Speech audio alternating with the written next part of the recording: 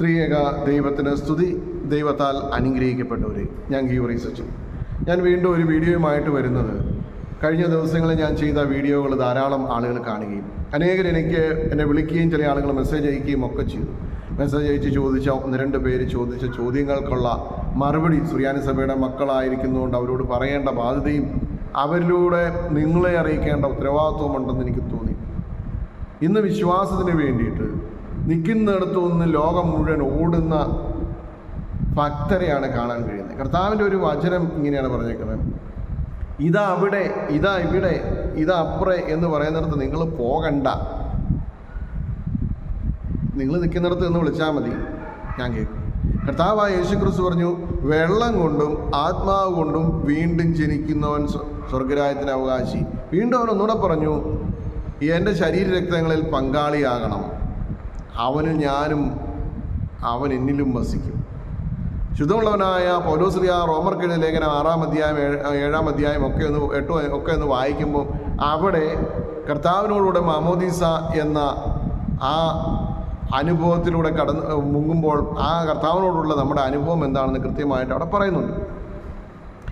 നമ്മുടെ കർത്താവായ യേശു മിശിഹ തൻ്റെ ജീവനുള്ള വചനത്തിലൂടെ അരുളി ചെയ്തത് നമ്മൾ അനുസരിച്ചാൽ മതി.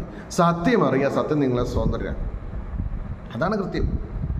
അപ്പോൾ സ്വാതന്ത്ര്യം നമുക്ക് കർത്താവ് തന്നപ്പോൾ എനിക്ക് ഈ സ്വാതന്ത്ര്യം വേണ്ട എന്നും പറഞ്ഞ് കുളിച്ച പന്നി ചേറിനകത്ത് കിടന്ന് വീണ്ടും ചെളിയിൽ കിടന്ന് ഉരുളുന്നത് പോലെ ഉരുണ്ടിട്ട് നമ്മൾ പിന്നെയും പോകും അവിടെ ഇവിടെയൊക്കെ ഉടമ്പടി എടുക്കാൻ നമുക്ക് അതിൻ്റെ ആവശ്യമുണ്ടോ? മാതാവിനോടാകട്ടെ വിശുദ്ധന്മാരോടാകട്ടെ ഉടമ്പടികളല്ല നമുക്ക് ആവശ്യം. ഇപ്പോൾ സുറിയാനി സഭയുടെ പാരമ്പര്യം അനുസരിച്ച് ബോവൂസ എന്ന് പറഞ്ഞ വാക്കിൻ്റെ അർത്ഥം അപേക്ഷ. മോർ യാക്കോവിൻ്റെ ബോവൂസയുണ്ട്, മോർ അപ്രൈമിൻ്റെ ബോവൂസയുണ്ട്, മോർ സേവോറിസിൻ്റെ ബോവൂസയുണ്ട്, മോർ ബാലായുടെ ബോവൂസയുണ്ട്. ഈ ബോവൂസയ്ക്കകത്ത്, സന്ധ്യാപ്രാർത്ഥനയുടെ ബോവൂസയ്ക്കകത്ത് എന്താ പറയുന്നത്? കർത്താവേ, നിൻ്റെ മാതാവിൻ്റെയും നിബിയന്മാർ, സ്ത്രീയന്മാർ, സഹതന്മാർ മുതലായ വിശുദ്ധന്മാരുടെയും പ്രാർത്ഥനയാൽ ഞങ്ങളുടെ മേൽ നീ അനുഗ്രഹം ചെയ്യണമേ. മനസ്സിലായില്ലേ? അതാണ് ബോവൂസ, അപേക്ഷ എന്നുള്ളത്. അപ്പോൾ വിശുദ്ധന്മാരും മാതാവും നിബിയന്മാരും സഹതന്മാരും ഒക്കെ പ്രാർത്ഥിക്കുന്നുണ്ട്. അവരുടെ പ്രാർത്ഥന നമുക്ക് അനുഗ്രഹമായിരിക്കും.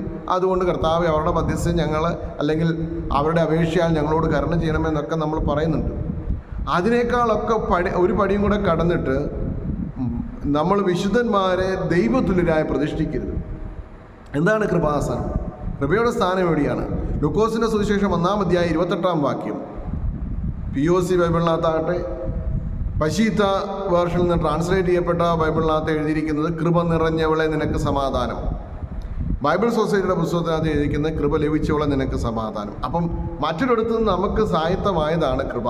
ആർക്കായിരുന്നാലും അവിടെ മാതാവ് കൊടുത്ത മറുപടി എന്താ? കണ്ടാലും ഞാൻ കർത്താവിൻ്റെ ദാസി, അവൻ്റെ ഇഷ്ടം പോലെ എനിക്ക് ഭവിക്കട്ടെ എന്നാണ് പറഞ്ഞത്. അല്ലാതെ മറ്റൊരു ഉടമ്പടിയും വെക്കാൻ പോയില്ല. കർത്താവായ യേശുക്രിസ്തു എൻ്റെ പരിശുശ്രൂഷയുടെ കാലത്ത് അനേക രോഗികളെ സൗഖ്യമാക്കി, മരിച്ചവരെ ഉറപ്പിച്ചു, വിശന്നവർക്ക് അപ്പം കൊടുത്തു, മുടന്തരെ നടത്തി, കുഷ്ഠരോഗികളെ സൗഖ്യമാക്കി, ഇങ്ങനെ തളർവാദ രോഗികളെ സൗഖ്യമാക്കി, ഇങ്ങനെ ധാരാളം പ്രവർത്തികൾ ചെയ്തു. ചില ആളുകൾ ചോദിച്ചപ്പോൾ കൊടുത്തു, ചിലർ ചോദിക്കാതെയും കൊടുത്തു. വീണ്ടും കർത്താവായ യേശുക്രിസ്തു തൻ്റെ വചന ശുശ്രൂഷയിൽ ഒരു കാര്യം പറയുന്നുണ്ട്: നിങ്ങൾ അപ്പം നിന്ന് തൃപ്തരായതുകൊണ്ട് എന്നെ അന്വേഷിച്ചത് പറയുന്നൊരു വാക്യമുണ്ട്. അപ്പോൾ അപ്പം തിന്ന് തൃപ്തരാകുക എന്ന് പറഞ്ഞാൽ ഭൗതികമായ നേട്ടം കൊണ്ട് തൃപ്തരായിട്ടാണ് എന്നെ അന്വേഷിക്കുന്നത്. അതിനകത്തുള്ള ചില സാക്ഷ്യങ്ങളും ഈ കൃപാസനം പത്രം ഒരു ദിവസം എൻ്റെ സ്ഥാപനത്തിൽ കൊണ്ടുവന്നു. എൻ്റെ ഭാര്യ അത് വലിയ ഭക്തിയോടെ മേടിച്ചാൽ ഞാൻ നോക്കിയിട്ട് ചുരുട്ടിക്കൂട്ട് തുരോട്ടും കളഞ്ഞു. എൻ്റെ കാരണം എന്താണെന്ന് വെച്ച് കഴിഞ്ഞാൽ എനിക്കതിൽ യാതൊരു വിശ്വാസമില്ല. എൻ്റെ യേശുക്രിസ്തുവിൽ ഞാൻ വിശ്വസിക്കുന്നു. മാതാവിൻ്റെ അപേക്ഷയോടുകൂടെ മധ്യസ്ഥ എനിക്ക് പ്രയോജനമുണ്ടെന്ന് ഞാൻ വിശ്വസിക്കുന്നു. മറിച്ച് അതിനകത്ത് കൊടുത്തിരിക്കുന്ന സാക്ഷ്യങ്ങളൊക്കെ കാണുമ്പോൾ നമുക്ക് ചിരി വരും. ജലദോഷം വന്നു, പനി വന്നു, അതൊക്കെ മാറി. പിന്നെ വണ്ടി മേടിക്കണമെന്നുണ്ടായിരുന്നു, അതുപോലെ തന്നെ ഉന്നത ജോലി കിട്ടണമെന്നുണ്ടായിരുന്നു. ഇതൊന്നും വേണ്ട എന്നുള്ളതല്ല, ഇതല്ല സാക്ഷ്യം. യേശുക്രിസ്തുവിന് വേണ്ടി നിനക്കൊരാളെ നേടാൻ കഴിഞ്ഞോ ഇല്ലയോ എന്നുള്ളതാണ് സാക്ഷ്യം. അവൻ നിനക്ക് ചെയ്ത നന്മകളെ സാക്ഷിക്കരുതെന്നല്ല ഞാൻ പറഞ്ഞത്. മറിച്ച് നിന്റെ ഭൗതികമായ നേട്ടം, അപ്പം നിന്ന് തൃപ്തമായതുകൊണ്ട് മാത്രമുള്ള നേട്ടങ്ങളെക്കുറിച്ച് സാക്ഷിക്കുന്നതല്ല സാക്ഷ്യം. അത് മാത്രമാണ് സാക്ഷ്യമെന്ന് വിചാരിക്കരുത്. കർത്താവിൻ്റെ സന്നിധിയിലേക്ക് കടന്നു വന്നവരെ കർത്താവ് സൗഖ്യമാക്കി, ചോദിക്കാതെ അവൻ കൊടുത്തു. കുനിയായ സ്ത്രീയുടെ കൂന് നിവർത്തത് അവൾ ചോദിച്ചിട്ടല്ല. അന്ധന് കാഴ്ച കൊടുത്ത് ചെറു ഒഴിച്ച് കണ്ണിൽ പോയിട്ട് കാഴ്ച കൊടുത്തതും അവനോട് ചോദിച്ചിട്ടില്ല. അപ്പം കർത്താവായ യേശു ക്രിസ്തു നമുക്ക് ചെയ്യേണ്ട കാര്യങ്ങൾ, ചോദിപ്പിൻ നിങ്ങൾക്ക് ലഭിക്കും, അന്വേഷിപ്പിൻ നിങ്ങൾ കണ്ടെത്തും, മുട്ടുവിൻ നിങ്ങൾക്കായി തുറക്കപ്പെടും. അതെന്തൊക്കെയാണ്? നമ്മുടെ ഭൗതികമായ ആവശ്യങ്ങൾ മാത്രമാണോ? അല്ല. ആത്മജ്ഞാനം. അത് ശലോമോൻ ദൈവത്തോട് ചോദിച്ചു, ഈ ജനത്തെ നയിക്കാനുള്ള ജ്ഞാനം എനിക്ക് തരണം. കർത്താവായ യേശു ക്രിസ്തു വിശുദ്ധ വചനം എന്താ പറഞ്ഞേക്കുന്നത്? നീ ജ്ഞാനം സമ്പാദിക്കുക, അറിവ് നേടാൻ. അപ്പോൾ ദൈവത്തിൽ നിന്നുള്ള ആ ദൈവികമായ അറിവ് നീ നേടുമ്പോൾ നിനക്ക് നന്മയുണ്ടാകും. അല്ലാതെ കർത്താവായ യേശു ക്രിസ്തു ഉപാധി വെച്ചില്ല, ശിഷ്യന്മാർ ഉപാധി വെച്ചില്ല, ആരും ഉപാധി വെച്ചില്ല. നിങ്ങൾ ഉടമ്പടി എടുക്കണം, പോരാ. ഉടമ്പടി എടുത്ത് ഇത്ര പത്രം വിൽക്കണം. അന്നത്തെ കാലത്ത് പത്രമില്ലാത്തതുകൊണ്ട് ഈ ഇത്ര സ്ഥലത്ത് പോയി ഞാൻ എന്നെക്കുറിച്ച് പറയണം. ഇങ്ങനെയുള്ള ഉടമ്പടികളൊന്നും കർത്താവ് വെച്ചില്ല, ശിഷ്യന്മാരും വെച്ചിട്ടില്ല. ഇത് ഇദ്ദേഹത്തിനോട് പറഞ്ഞേക്കുന്ന ഉടമ്പടി എടുക്കുന്നതിന് ഇത്ര രൂപ ഫീസാ. ആ കർത്താവ് എന്ത് ഫീസാണ് വെച്ചത്? എവിടെയാണ് ഫീസ് വെച്ചത്? കർത്താവ് ഒരു ഫീസും വെച്ചിട്ടില്ല. കർത്താവ് പറഞ്ഞത്, നീ നിന്നെ തന്നെ എനിക്ക് സമർപ്പിക്കും, ഞാൻ നിന്നിൽ പ്രവർത്തിക്കാം. അത്രേ ഉള്ളൂ. അപ്പം നമ്മൾ കർത്താവിന് വേണ്ടി നമ്മളെ വിട്ടുകൊടുക്കുക. വെള്ളം കൊണ്ടും ആത്മാവ് കൊണ്ടും വീണ്ടും ജനിച്ച് നമ്മൾ വിട്ടുകൊടുത്തു. ഇനി അവൻ നമ്മൾ പ്രവർത്തിക്കണം. മാതാവിൻ്റെയും വിശുദ്ധന്മാരുടെയും മധ്യസ്ഥത നമുക്ക് ആവശ്യമാണ്.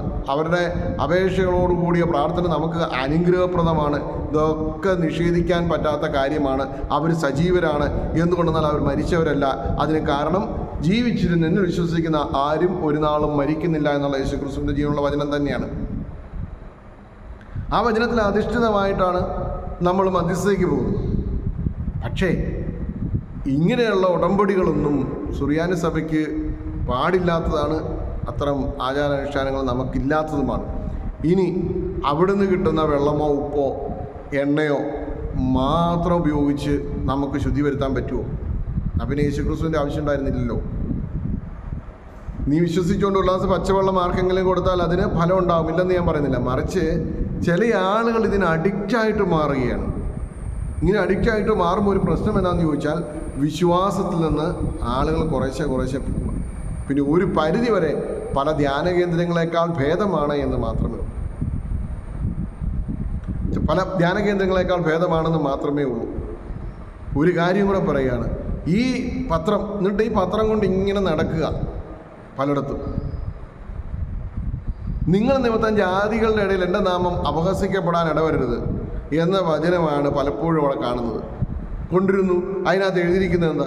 ചില ആളുകൾ സാക്ഷ്യം പറഞ്ഞ എങ്ങനെയാണ്, ഇത് അരച്ച് ചമ്മന്തിയാക്കി, ഇത് തോരൻ വെച്ച് കഴിച്ചു, ഇത് ദേഹത്തിട്ട് കടന്നു, അങ്ങനെ ചെയ്തു, ഇങ്ങനെ ചെയ്തു, അതൊക്കെ അനുഗ്രഹമായി. ഇതിനെയൊക്കെ ആക്ഷേപിക്കപ്പെടുക അവസാനം യേശുക്രിസ്തു. ഇതാണ് സംഭവിക്കുന്നത്. ഇനി ഞാൻ പല ആളുകളോട്, കത്തോലിക്കരായിട്ടുള്ള എൻ്റെ സുഹൃത്തുക്കളായിട്ടുള്ള വൈദികരോടും മറ്റാളുകളോടും ഒക്കെ ചോദിച്ചപ്പോൾ അവർ പറഞ്ഞൊരു കാര്യമുണ്ട്. ഒരു ദർശനം, പ്രൈവറ്റ് അപ്രിഷിയേഷൻ ഒരാൾക്ക് ലഭിച്ചാൽ, അതാരായിരുന്നാലും, ഒരു സാധാരണ അൽമാനാണെങ്കിൽ ആ വ്യക്തി ആ ഇടവകയിലെ വൈദികനെ അറിയിക്കുക. അത് കത്തോലിക്ക സഭയുടെ സിസ്റ്റമാണ്. വൈദികനത് ബിഷപ്പിനെ അറിയിക്കുക, ബിഷപ്പ് അത് വത്തിക്കാനിൽ അറിയിക്കുക. അവിടെ നിന്ന് അതിൻ്റെ സീരിയസ്നെസ് മനസ്സിലായിക്കൊണ്ടൊരു കമ്മീഷനെ വെച്ച് അവർ കാലങ്ങളെടുത്ത പല പ്രൊസീജിയറിലൂടെ കടന്നുപോയുള്ള അന്വേഷണം നടത്തി അത് ശരിയാണ് എങ്കിൽ അതിന് അപ്രൂവൽ കൊടുക്കുക. അതുവരെ അത് വണക്കം പാടില്ല. അതുവരെ അതിനെ ആരാധിക്കാൻ, ആ ആരാധനാലയത്തിലേക്കോ മറ്റു കാര്യങ്ങളിലേക്കോ അതിന് വേണ്ടുന്ന ഒരു പ്രൊമോഷനും കൊടുക്കാൻ പാടില്ല എന്നുള്ളതാണ് അവരുടെ നിയമം എന്നാണ് പറഞ്ഞത്. എനിക്കറിയില്ല. പക്ഷേ ഇതിനങ്ങനെ ഉണ്ടോ എന്ന് എനിക്കറിയില്ല. ഞാൻ അവരോട് ചോദിച്ചു, ഇതിനോട് ചോദിച്ചപ്പോൾ പറഞ്ഞു, ബിഷപ്പിന് മാത്രമായിട്ടൊരു അംഗീകാരം കൊടുക്കാൻ പറ്റിയില്ല. ഇത് അന്വേഷണ കമ്മീഷൻ വത്തിക്കാനിൽ നിന്ന് വന്ന് അത് ബോധ്യപ്പെട്ടു, അത് ശരിയാണെന്ന് പറഞ്ഞു. അതായത് എനിക്കും നാളെ ഒരു ദർശനം ഉണ്ടായി എന്നും പറഞ്ഞിട്ട് എനിക്കും എന്തെങ്കിലുമൊക്കെ ചെയ്യാം. പക്ഷേ സുറിയാനി സഭ ഒരിക്കലും അംഗീകരിക്കില്ല. സഭയിൽ അതൊരിക്കലും നടപടി ആരും പോകുന്നില്ല. അല്ലെങ്കിൽ വേറൊരു വൈദികന് ദർശനം ഉണ്ടായി, അപ്പോൾ അത് കർത്താവിൻ്റെ രൂപം ഇങ്ങനെയാണ് ഞാൻ കണ്ടത്, അതുകൊണ്ട് ഇത് വരച്ചു, അത് ഇന്നടത്ത് കണ്ട കർത്താവ് ആയതുകൊണ്ട് ആ സ്ഥലത്തിൻ്റെ പേരിലൊരു കർത്താവ്, ഈ സ്ഥലത്തിൻ്റെ പേരിലൊരു മാതാവ്, ആ സ്ഥലത്തിൻ്റെ പേരിലൊരു കർത്താവ്. അങ്ങനെ സുറിയാനി സഭയിൽ നടക്കൂല. സഭയിൽ നിന്ന് ഒരിക്കലും അനുമതിയും കിട്ടില്ല, അംഗീകാരം കിട്ടില്ല. അത് പാഷാണ്ഡതയായിട്ട് കണക്കാക്കും. അപ്പോൾ ഇങ്ങനെയുള്ള കാര്യങ്ങളിൽ പോകാതെ ഇതാ അവിടെ, ഇതാ ഇവിടെ, ഇതാ അപ്പുറം എന്ന് പറയുന്നതിൻ്റെ പിന്നാലെ നീ ഓടിപ്പോകാതെ നീ വചനമറിയുക, ജ്ഞാനം സമ്പാദിക്കുക, യേശു ക്രിസ്തു എന്ന ജീവനുള്ള ദൈവത്തിൽ വിശ്വസിക്കുക. പിതാവും പുത്രനും പരിശുദ്ധ റൂഹായുമായ ഏക ദൈവത്തിൽ വിശ്വസിക്കുക. 3 ഗ്രൂമകളായിരിക്കെ ഏക സാരാംശമായി കാണപ്പെടുന്നു. അതിൽ നീ വിശ്വസിക്കുക. അവൻ നിനക്ക് രക്ഷകനാണ്. പകരം ഒരാളെ ഇല്ല. കാരണം നമ്മളുടെ വചനത്തിനകത്തൊരു കാര്യം പറഞ്ഞിട്ടുണ്ട്, എൻ്റെ മഹത്വം ഞാൻ അതാർക്കും വിട്ടുകൊടുത്തിട്ടില്ല എന്ന് കർത്താവ് പറഞ്ഞിട്ടുണ്ട്.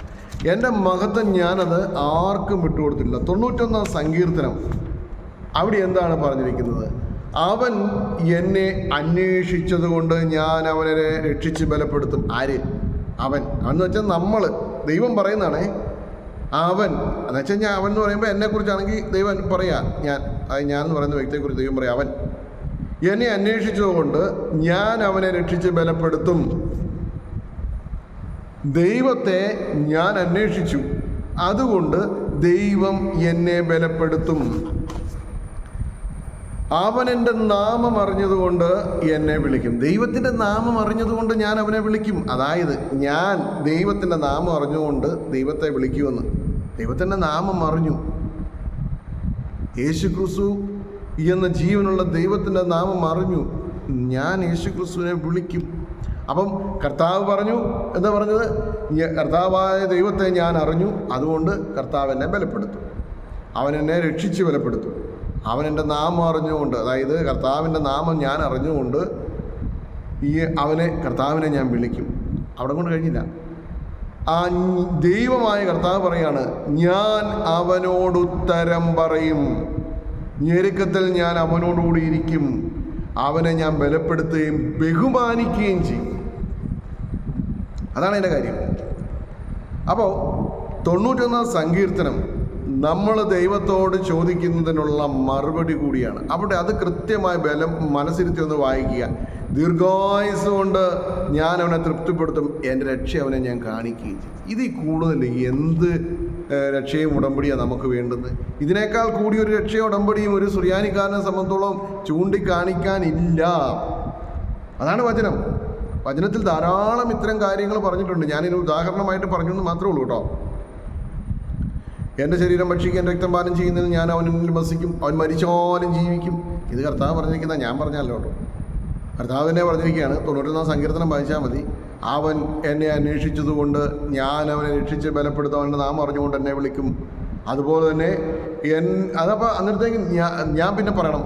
അതായത് ഞാനെന്ന് പറയുന്ന വ്യക്തി, അല്ലെ നിങ്ങളെന്ന് പറയുന്ന വ്യക്തി പറയുകയാണ്, ഞാൻ പർവ്വതത്തിലേക്ക്, ദൈവസന്നിധിയിലേക്ക് എൻ്റെ കണ്ണുകളെ ഓർത്തും എന്നെ സഹായിക്കാൻ എവിടെ. അപ്പം സഹായകൻ ദൈവം സന്നിധിയിൽ നിന്നാണ്. അവൻ അയക്കുന്ന, അവനാലുള്ള സഹായം അല്ലാതെ മറ്റൊരു സഹായവും എനിക്കോ നിങ്ങൾക്കോ കിട്ടാനില്ല. അപ്പോൾ പിന്നെ വേറെ ഉടമ്പടികളുടെ ആവശ്യമില്ല. ഈ ഉടമ്പടി എടുക്കുന്ന അല്ലെങ്കിൽ അതിനോട് താല്പര്യമുള്ള ആരെയും നിരുത്സാഹപ്പെടുത്തിയല്ല ഞാൻ പറഞ്ഞത്. മറിച്ച് അത് വിശുദ്ധ വേദപുസ്തക അടിസ്ഥാനത്തിൽ നോക്കിയാൽ, ദൈവവചനത്തിൻ്റെ അടിസ്ഥാനത്തിൽ നോക്കിയാൽ അടിമത്തമായി പോകുന്നുണ്ട്. മാതാവിനോടൊന്നല്ല, ഒരു വിശുദ്ധന്മാരോടും നമുക്ക് ഉടമ്പടിയില്ല. ആ യേശുക്രിസ്തു അല്ലാത്ത ഒരു രക്ഷകനുമില്ല. അവൻ്റെ മഹത്വം അവൻ മറ്റാർക്കും കൊടുത്തിട്ടുമില്ല. അവൻ സെപ്പറേറ്റ് ഒരു അസിസ്റ്റൻ്റ് രക്ഷകനെ വെച്ചിട്ടുമില്ല. അതുകൊണ്ട് ഇപ്പോഴും ഞാൻ പറയുന്നു, വിശുദ്ധന്മാരും ശുദ്ധിമതികളും നമുക്ക് വേണ്ടി അപേക്ഷിക്കുന്നവർ, അവർ സജീവരാണ്, നമ്മളോടുകൂടെ നിന്ന് നമുക്ക് വേണ്ടി പ്രാർത്ഥിക്കുന്നവരാണ്. അതിലപ്പുറത്തേക്ക് യേശുക്രിസ്തുവിൻ്റെ ഒപ്പം സ്ഥാനം കൊടുക്കാൻ പോയാൽ വചനവിരുദ്ധമായി തീരും. അത് ദൈവം അനുവദിച്ചിട്ടുള്ള കാര്യമല്ല. അതുപോലെ തന്നെ മാലാഖമാരോടുള്ള പ്രാർത്ഥന, നമുക്കങ്ങനെ ഒരു പ്രാർത്ഥന ഇല്ല. മാലാഖമാർ നമ്മൾക്ക് കാവൽക്കാരാ. അതിനെക്കുറിച്ചും പറയുന്നുണ്ട്. അത് ഞാൻ മുമ്പൊരു വീഡിയോ പറഞ്ഞാന്ന് തോന്നുന്നു, അതിനെക്കുറിച്ചും പറഞ്ഞിട്ടുണ്ട്. അപ്പം മധ്യസ്ഥത അല്ലെങ്കിൽ അപേക്ഷ എന്ന് പറയുന്നത്, ഇപ്പം മധ്യസ്ഥ എന്നങ്ങ് പറഞ്ഞാൽ അങ്ങനെ ആയി പോവാണ്. പക്ഷെ അപേക്ഷയാണ്, ബോസും. അത് വിശുദ്ധന്മാരുടെ മാതാവിനോടും ഒക്കെ ഉണ്ട്. അവരുടെ വിശുദ്ധിയെ നമ്മൾ കുറച്ച് കാണുന്നില്ല. എന്നാൽ യേശുക്രിസ്തുവിൻ്റെ സഭ വിശുദ്ധമാണ്. ശുദ്ധമുള്ളായ പൗലോസ്ലീഹ പറഞ്ഞിരിക്കുന്നത് കർത്താവിൻ്റെ വിശുദ്ധ സഭയിൽ നമ്മൾ ആ സഭയിലെ അംഗങ്ങളായി. എങ്ങനെ? വെള്ളം കൊണ്ടും ആത്മാവ് കൊണ്ടും വീണ്ടും ജനിച്ച് നമ്മൾ ആ സഭയിലെ അംഗങ്ങളായി. പോരാ, നിത്യജീവൻ്റെ അവകാശിയായി. മരണമില്ലാത്ത അവസ്ഥ. എങ്ങനെയാണ് മരണമില്ലാത്ത അവസ്ഥ വന്നത്? കർത്താവിൻ്റെ ശരീരരക്തങ്ങളുടെ പങ്കാളിത്തത്തോടുകൂടി മരണമില്ലാത്ത അവസ്ഥയുമായി. പിന്നെ അവിടെ പോയി ഉടമ്പടി വെക്കാൻ? ആരോട് വെക്കാൻ? അതിനേക്കാൾ വലിയ എന്ത് ഉടമ്പടിയുള്ളത്? പിന്നെ പ്രവചനം. പ്രവചനം എന്ന് പറയുന്നത് നടക്കാത്ത കാര്യം നടക്കുക, മുൻകൂട്ടി ഒരു അനർത്ഥം വരുന്നുണ്ടെങ്കിൽ അത് മുൻകൂട്ടി പറഞ്ഞിട്ട് അതിൽ നിന്ന് ആ സമൂഹത്തെയോ ആ വ്യക്തികളെ പിന്തിരിപ്പിക്കാൻ ശ്രമിക്കുകയും അത് സായത്തമാകുമ്പോഴേ അത് പ്രവചനമാകും. അല്ലെങ്കിൽ അത് പ്രവചനമൊന്നുമല്ല, ചുമ്മാ ആരെങ്കിലും ഇങ്ങനെ തോന്നുന്ന പോലെ പറഞ്ഞു എന്ന് മാത്രം. അപ്പോൾ എനിക്ക് തോന്നിയ ദർശനം ഞാൻ മാത്രം പറഞ്ഞാൽ പോരാ. അതിന് ബൈബിളിലൊരു വാക്യമുണ്ട്, 2 or 3 സാക്ഷികൾ വേണം എന്ന് ഒരു നിസ്സാര കാര്യത്തിൽ പോലും പറയുന്നുണ്ട്. ഇത് ഞാൻ തന്നെ പറഞ്ഞാൽ എങ്ങനെ ഇരിക്കും? എൻ്റെ ദർശനത്തെക്കുറിച്ച് കർത്താവ് തന്നെ പറഞ്ഞിട്ടുണ്ട് മറ്റൊരു ഭാഗത്ത്. ഞാൻ തന്നെ എന്നെക്കുറിച്ച് സാക്ഷ്യം പറഞ്ഞാൽ, അല്ലെങ്കിൽ ഒരുവൻ അവനെക്കുറിച്ച് തന്നെ സാക്ഷ്യം പറഞ്ഞാൽ അത് ശരിയായിരിക്കണോ നിർബന്ധമില്ല എന്ന്. ഒരുവൻ അവനെക്കുറിച്ച് തന്നെ സാക്ഷ്യം പറഞ്ഞാൽ ശരിയായിരിക്കണോ നിർബന്ധമില്ല എന്ന്. അപ്പോൾ അവിടെ ഈ കൃപാസനം എന്ന് പറയുന്ന സ്ഥലത്ത് പോയിട്ടുള്ളവരും പോയിക്കൊണ്ടിരിക്കുന്നവരുടെയും കാര്യമല്ല ഞാൻ പറഞ്ഞത്, സുറിയാനി സഭയിലെ മക്കളോടാണ് ഞാൻ പറയുന്നത്. നമുക്ക് അത്തരം ആചാരാനുഷ്ഠാനങ്ങളുടെ അടിമത്തമില്ല. നമ്മൾ ക്രിസ്തുവിൽ സ്വതന്ത്രരാണ്. അവിടെ നടക്കുന്നത് നല്ല പ്രവൃത്തികളായിരിക്കാം, അവിടെ സാമൂഹ്യക്ഷേമ പ്രവർത്തനം നടക്കുന്നുണ്ടാകാം, പൊതുജനത്തിന് പ്രയോജനകരമായി ചെയ്യുന്നുണ്ടാകും. ഇതിനൊന്നും ഞാൻ കുറച്ച് കാണുന്നില്ല. മറിച്ച് വചനത്തിൽ പറഞ്ഞിരിക്കുന്നതനുസരിച്ച് വെള്ളം കൊണ്ടും ആത്മാവ് കൊണ്ടും ജനിച്ചിട്ടുള്ള ഉടമ്പടിക്ക് പകരം അല്ലാണ്ട് വേറൊരു ഉടമ്പടി ഇല്ല. എൻ്റെ വിശ്വാസ സമൂഹത്തോട്, അല്ലെങ്കിൽ ഞാൻ പ്രതിദാനം ചെയ്യുന്ന വിശ്വാസ സമൂഹത്തോട് എനിക്ക് പറയാനതേ ഉള്ളൂ. ഈ ചോദിച്ച ആളുകളോടും അതേ പറയാനുള്ളൂ. അവിടുന്ന് ഒരു തരത്തിൽ പറഞ്ഞാൽ ഈ പത്രം കൊണ്ടുവന്ന് വെക്കുക. എൻ്റെ സ്ഥാപനത്തിലും കൊണ്ടുവന്നൊരു സ്ത്രീ പത്രം, അപ്പോൾ എൻ്റെ ഭാര്യയല്ലേ അത് കൃപാസനത്തിൽ നിന്ന് വന്നാന്നും പറഞ്ഞ് കൈനീട്ടി മേടിച്ചു. ഞാൻ തിരിച്ചു അതെന്നാ നോക്കി അവരുടെ മുമ്പ് വെച്ച് എന്നെ ചുട്ടിക്കൂട്ടി ഞാൻ കളഞ്ഞു. ഞാൻ പറഞ്ഞു, ഇനി ഇതുമായിട്ട് ഇങ്ങോട്ട് വരണ്ട, ഇനി ഇതുമായിട്ട് ഇങ്ങോട്ട് പോരണ്ട. കാരണം ഇത്ര പത്രം എടുത്താലേ അനുഗ്രഹം കിട്ടുള്ളൂ, ഇത്ര രൂപ അവിടെ അടച്ചെങ്കിലേ ഉടമ്പടി ചെയ്യാൻ പറ്റുള്ളൂ. ഇങ്ങനെയൊക്കെ വന്നാൽ എൻ്റെ കർത്താവായ യേശു ക്രിസ്തു എനിക്ക് രക്ഷയെ സൗജന്യമായിട്ടാണ് വാഗ്ദാനം നൽകിയിരിക്കുന്നത്. എൻ്റെ ജീവിതത്തിലുള്ള വിശ്വാസം എന്താണെന്ന് വെച്ച് കഴിഞ്ഞാൽ, പിതാക്കന്മാരെല്ലാം കഷ്ടതയിലൂടെ കടന്നുപോയി നിത്യത പ്രാപിച്ചവരാണ്. ഇന്നത്തെ വിശ്വാസികളായ വിശ്വാസികൾ ഞാൻ പറയില്ല, ഭക്തർ ഒരു കഷ്ടതയും സഹിക്കാൻ തയ്യാറില്ല. അവർക്ക് കിട്ടുന്ന ലാഭത്തെക്കുറിച്ചുള്ള നന്ദി മാത്രമേ അവർക്കുള്ളൂ. അവരുടെ ലാഭം എന്താണ്? സൂപ്പർ മാർക്കറ്റിലോ ഒരു പബ്ലിക്കായിട്ടുള്ള ഒരു വലിയ കച്ചവട സ്ഥാപനത്തിൻ്റെ ഉടമസ്ഥനാണ് ദൈവം. അവിടെ എല്ലാ സാധനവും കിട്ടും. അപ്പോൾ അവിടെ ചെന്ന് ചോദിക്കുന്നു, പ്രതിഫലമായിട്ട് എന്തെങ്കിലും അങ്ങോട്ട് കൊടുക്കുന്നു, വാങ്ങിക്കൊണ്ട് വിടുന്നു. അപ്പോൾ ദൈവവുമായിട്ട് അത്രയ്ക്കുള്ള ബന്ധമുള്ളൂ. പക്ഷേ തൻ്റെ ഏകജാതനായ പുത്രനെ നൽകുവാൻ തക്കവണ്ണം അത്രമാത്രം പിതാവാൻ ദൈവം ലോകത്തെ സ്നേഹിച്ചു. പുത്രനെ സഹോദരങ്ങളാക്കി തീർത്തു, പിതാവിന് മക്കളാക്കി തീർത്തു. എന്നിട്ട് നമ്മൾ പറയാ കുളിച്ച പന്നി വീണ്ടും ചെളി കടന്ന് ഉരുളുന്ന പോലെയും, അതുപോലെ തന്നെ നായ ഛർദ്ദിച്ചത് ഭക്ഷിക്കുന്ന പോലെയും നമ്മൾ വീണ്ടും അടിമത്തത്തിലേക്കാണ് പോകുന്നത്. അത്ര അടിമത്തം നമുക്ക് പറഞ്ഞിട്ടില്ല. അതുകൊണ്ട് കൃപ അത് ദൈവത്തിൻ്റെ ദാനമാണ്. കൃപയുടെ സ്ഥാനം അത് ദൈവസന്നിധിയിലാണ്. അപ്പം നിനക്ക് ഉള്ള ഉടമ്പടി മാമോദിസായിലൂടെ കഴിഞ്ഞു. നീ ഇന്ന് സത്യം അറിയുക, സത്യം നിന്നെ സ്വതന്ത്രനാക്കുക എന്നുള്ള വചനത്തിലാൽ നീ സ്വതന്ത്രനാണ്. ആ സ്വാതന്ത്ര്യം നിനക്കുണ്ട്. നീ പോയി അവിടെ എവിടെയും പോയി ഉടമ്പടികളിലൂടെ ചെയ്തിട്ട് വീണ്ടും വീണ്ടും അടിമത്തത്തിലേക്ക് പോകരുത്. എല്ലാ അത്ഭുതങ്ങളും ദൈവത്തിൽ നിന്നുള്ളതല്ല, അത് വചനവും പറയുന്നു. ദൈവത്തിന് തനിക്കിഷ്ടമുള്ളവർക്ക് താൻ നന്മ ചെയ്തു കൊടുക്കുന്ന ദൈവം വചനം പറഞ്ഞിരിക്കുന്നതാണ്. മറ്റൊരു വേദഭാഗത്തൊരു കാര്യം പറഞ്ഞിട്ടുണ്ട്, പിശാചിനും സാത്താനും എന്ത് ചെയ്യാൻ പറ്റും? പ്രകാശപുത്രൻ്റെ ധ്രുവം ധരിക്കാൻ പറ്റുമെന്ന് പറഞ്ഞിട്ടുണ്ട്. അപ്പം നമ്മൾ സാത്താൻ്റെ അടിമത്തത്തിലേക്ക് ചെന്ന് ചാടിക്കൊടുക്കാണ്ടിരിക്കുക. സാത്താൻ ഒരിക്കലും ദൈവമില്ലെന്നോ ദൈവത്തെ വിളിക്കരുതെന്നോ ദൈവത്തെ ആരാധിക്കരുതെന്നോ പറയില്ല.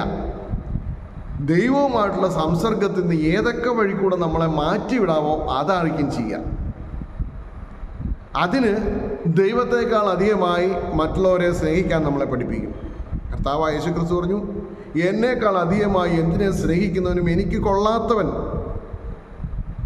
കർത്താവായ യേശു ക്രിസ്തുവിനെ സ്നേഹിച്ചാൽ ഉടനെ കാറ്, വലിയ വീട്, അതുപോലെ സൗഭാഗ്യങ്ങൾ ഇതെല്ലാം കിട്ടുമെന്നാണ് വിചാരിച്ചിരിക്കുന്നത്. കർത്താവായ യേശു ക്രിസ്തു പിന്നെ ജീവന് കൊടുത്ത് സ്നേഹിച്ച സഹോദരന്മാർക്കും സ്ലീഹന്മാർക്കും ഇതൊന്നും കിട്ടിയില്ല. കഷ്ടതയും പീഡനങ്ങളുമായിരുന്നു. നിത്യതയിലാണ് അവരുടെ പ്രത്യാശ ഉണ്ടായിരുന്നത്. ആ പ്രത്യാശ നമുക്ക് വേണം.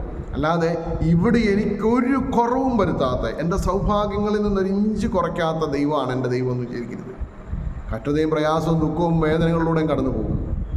അതുപോലെ തന്നെ ബുദ്ധിമുട്ടും പ്രയാസവും അനുഭവിക്കുന്നവന് ഒരു നേരത്തെ വെള്ളമെങ്കിലും കൊടുക്കുക.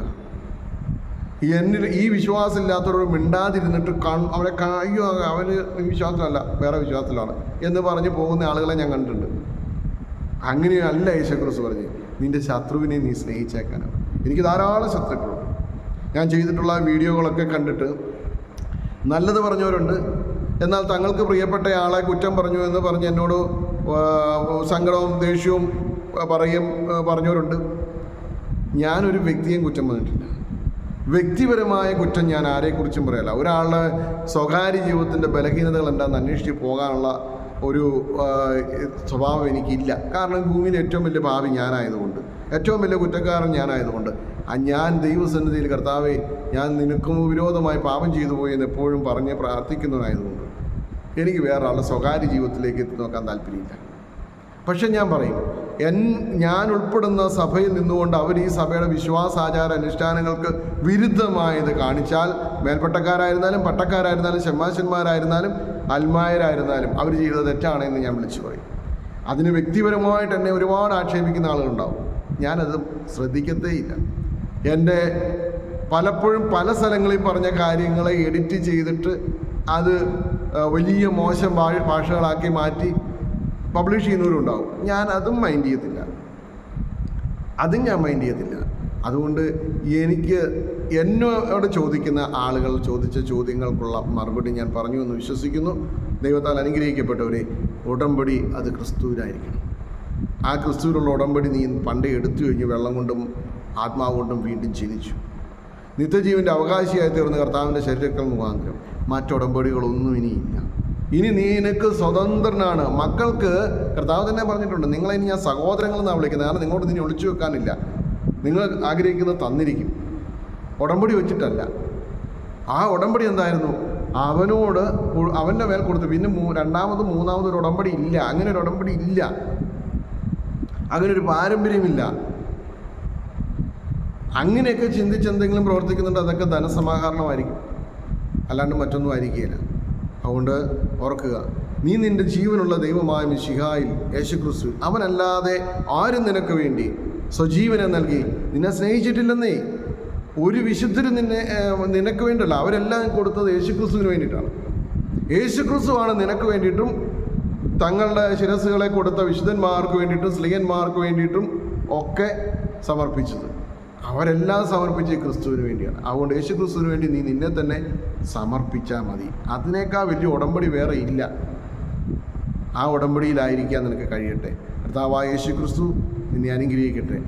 സംശയമുള്ള കാര്യങ്ങൾ ചോദിച്ചാൽ വചനം വെച്ച് ഞാൻ മറുപടി പറയാം. അപ്പോൾ തെറി പറയുന്ന ആളുകളോട് ഒരു കാര്യം പറയാനുണ്ട്, വചനം വെച്ച് നിങ്ങൾ തിരിച്ച് തെറി പറഞ്ഞാൽ. അല്ലാതെ എന്ത് പറഞ്ഞാലും ഞാനത് മൈൻഡ് ചെയ്യത്തില്ല കേട്ടോ. എനിക്ക് പറയാനുള്ള കാര്യം ഞാൻ പറഞ്ഞിരിക്കും. അത് ഒരാളുടെയും വ്യക്തി ജീവിതത്തിൻ്റെ സ്വകാര്യതയിലേക്ക് കടന്നു കയറിയിട്ടല്ല ഞാൻ പറയുന്നത്. അങ്ങനെ പറയത്തേയില്ല. ആ കാര്യത്തിൽ പേടിക്കാൻ വേണ്ട. അതിനെക്കുറിച്ച് വേണേൽ പറഞ്ഞു, അതൊന്നും എനിക്ക് വിഷയമല്ല, ഞാൻ ശ്രദ്ധിക്കത്തുമില്ല കേട്ടോ. ദൈവം നിങ്ങളെ അനുഗ്രഹിക്കട്ടെ.